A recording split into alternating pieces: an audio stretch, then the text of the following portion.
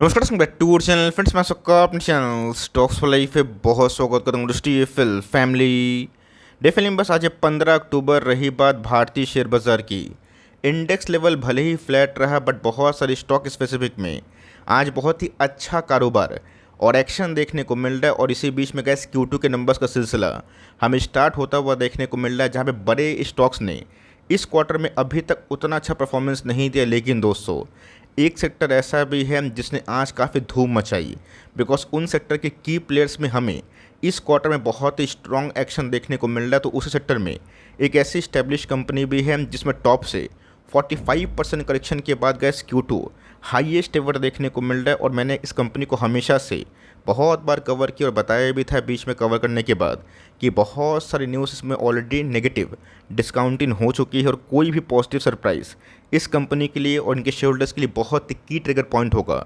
All दो gas Q2 के numbers के बाद सितंबर क्वार्टर में जो आंकड़े हमें देखने को मिल रहे हैं, FIS और DS ने अपने स्टेक को कम किया है। तो इसी बीच में करना क्या है, अपनी unbiased opinion as usual share करूंगा। चैनल फर्स्ट टाइम होंगे सब्सक्राइब कर सकते हैं इस तरह क्वालिटी कंटेंट को सबसे पहले एक्सेस करने के लिए। Now without dealing any for time, let's begin.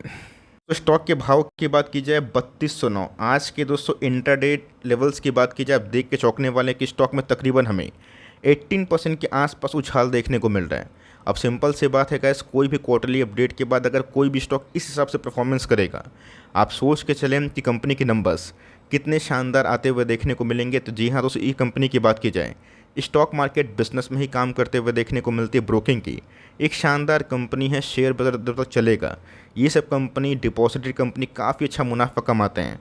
और इस क्वार्टर के नंबर्स के बाद कैसे मैं एक ही बात बोलूँगा कि बहुत ही वाव परफॉर्मेंस हमें दिखाई दे रहा है। एक साल के प्रोफाइल की बात की जाए तो ऑफकोर्स कैसे डिस्पाइट की कंपनी टॉप से बहुत गिरने के बावजूद भी 55% के आसपास पैसे बना के दी। शुरुआती कैसे 8 महीना इस कंपनी के फेवर में नहीं हुए, स्टॉक में लगातार एक लोअर लो का फॉर्मेशन होता हुआ देखने को मिला। और उसके बाद बॉटम बनाने के बाद कंपनी यहाँ से बहुत तेज पैसे बनाई है। लिस्टिंग की बात की जाए तो लिस्टिंग के बाद कैसे कंपनी बहुत ही अच्छे वे से ग्रो हो रही है।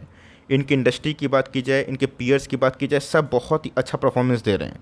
और मैंने क्या बताया गया इसकी अच्छी कंपनी को इनिशियली होल्ड करना बहुत टफ काम होता है। और जो कंपनी का 8-10 गुना ऑलरेडी बढ़ चुकी है ना, उसके बाद कंपनी गिरती है तो ऑफकोर्स वहाँ पे हमें देखना है कि न्यूज़ का इम्पैक्ट क्या होता है। हम लोग ऐसे बात करने वाले इस वीडियो में one and only angel one के बारे में, जिसको मैंने आज से नहीं बहुत पहले से कवर किया है। इवन गैस 1000 के लेवल पे जब कंपनी 2023 के मार्च के लेवल्स में हमें देखने को मिल रही थी, उस समय कैसे हमने कवर किया था, कंपनी भाग के 3800 के आसपास आई।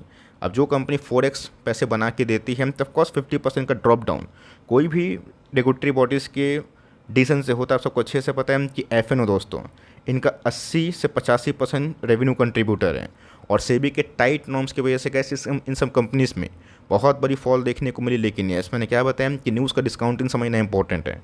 अब चलिए गाइस देखते हैं कि कंपनी के नंबर्स क्या वाकई में ही इस लेवल्स के आए हैं कि नहीं। बस देखना और समझना बहुत ज़्यादा इंपॉर्टेंट हो जाता है। मैं ऐसा इसलिए बोलता हूँ दोस्तों कि भले ही शेयर बाज़ार में कभी कभी पैनिक का माहौल हमें दिखाई दे जाए, बट मैंने आपको हमेशा से एक मंत्र सिखाया है कि अनलेस एंड अनटिल आपका कंपनी अगर परफॉर्म नहीं करेगा तो ऑफकोर्स एक कंसर्न का मैटर होगा, लेकिन परफॉर्म करता है ना तो स्टॉक प्राइस में रिकवरी भी हमें देखने को मिलती है। कल ही के दिन जो कंपनी के Q2 के नंबर्स हमें देखने को मिले जो बहुत ही मैसिव थे दोस्तों। इवन इतना मैसिव कि मैंने भी उम्मीद नहीं किया था कि Q2 ब्लॉकबस्टर होगा दोस्तों।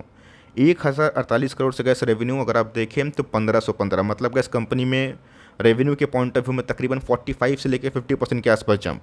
क्वार्टरली पॉइंट ऑफ व्यू की बात की जाए 1405 का रेवेन्यू दोस्तों हमें 1515 के आसपास देखने को मिल रहा है। ऑपरेटिंग प्रॉफिट की बात की जाए क्या ही बोलूँ दोस्तों, 443 करोड़ का जो ऑपरेटिंग प्रॉफिट है बढ़ के 672 of course quarterly point of view में गैस 470 से उसमें भी उछाल देखने को मिल रहा है। तो ओवरऑल देखा गया तो कंपनी के ऑपरेटिंग प्रॉफिट और रेवेन्यू बहुत ही अच्छे वे से ग्रो होते हुए देखने को मिल रहा है। और इस बार गैस कंपनी एबिटा के पॉइंट ऑफ व्यू में, मार्जिन के पॉइंट ऑफ व्यू में, हर पॉइंट ऑफ व्यू में बहुत ही अच्छे परफॉर्मेंस दी। और 44% के आसपास मार्जिन से गैस कंपनी ने इस बार बहुत ही ऐतिहासिक प्रॉफिट को दर्ज किया है। जी हाँ गैस, बात कीजिए नेट प्रॉफिट की, आप देख के सही में सरप्राइज होने वाले, मतलब 304 करोड़ का प्रॉफिट दोस्तों बढ़कर कितना हो चुका है 423।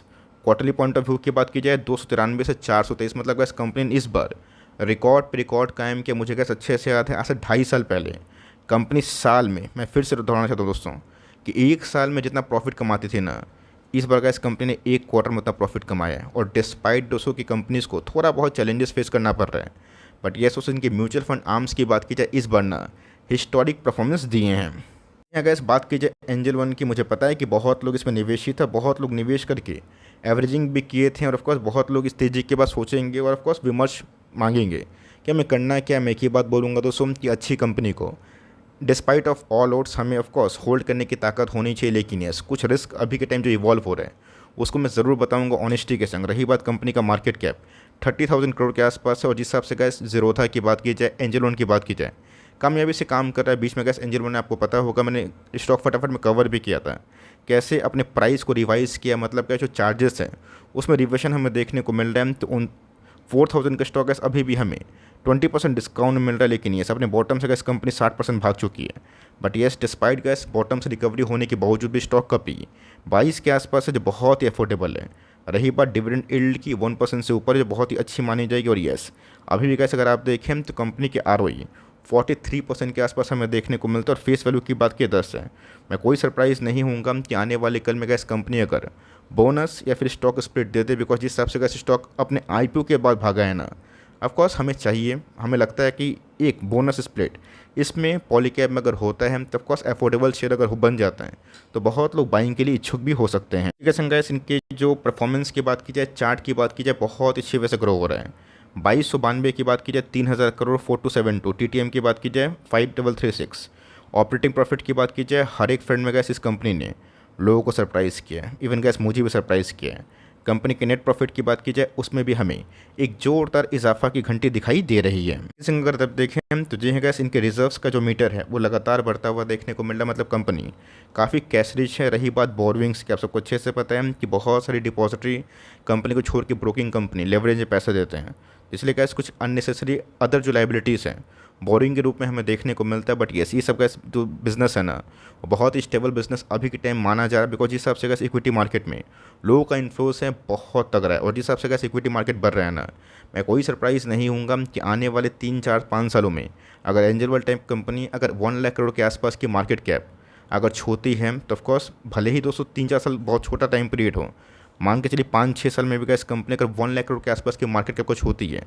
ऐसे परफॉर्मेंस के बाद, तो मुझे लगता है गैस कि 30 के मार्केट करोड़ के कैप से जो कैपिटल है वहाँ से गैस 1 लाख करोड़ बहुत दूर नहीं, और कंपनी के पास सही में वो ऊर्जा वो और वो पोटेंशियल है। चीज़ गैस सेबी के जो भी रिस्ट्रिक्शन के बाद या फिर टाइट रेगुलेशन के बाद गैस FIS और DS की होल्डिंग में ज़रूर दिखाऊंगा।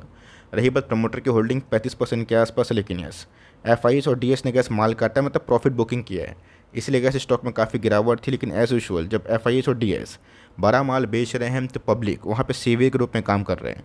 अभी स्टेक बढ़ना अच्छा है फिर नहीं, ये तो गैस वक्त के संग समझ में आएगा, लेकिन yes as per the balance sheet fundamental gas company अभी भी बहुत ही वेल प्लेस्ड दिखाई देती है। इसी के संग दोस्तों जो कैंडल बार बनते हुए देखने को मिल रहा है बहुत ही मैसिव है दोस्तों। इवन आज अगर आप देखें तो 20 मिलियन के आसपास वॉल्यूम इजाफा देखने को मिल रहा है, तो पुरानी होल्डिंग को और ऑफकोर्स मेरे हिसाब से कंटिन्यू करना चाहिए, बिकॉज इसने बहुत दिनों के बाद 200 दिन का मूविंग एवरेज के आसपास सपोर्ट लेके लास्ट डे आज बहुत बड़ा तगड़ा ब्रेकआउट दिया है विद गैस लॉजिकल वॉल्यूम।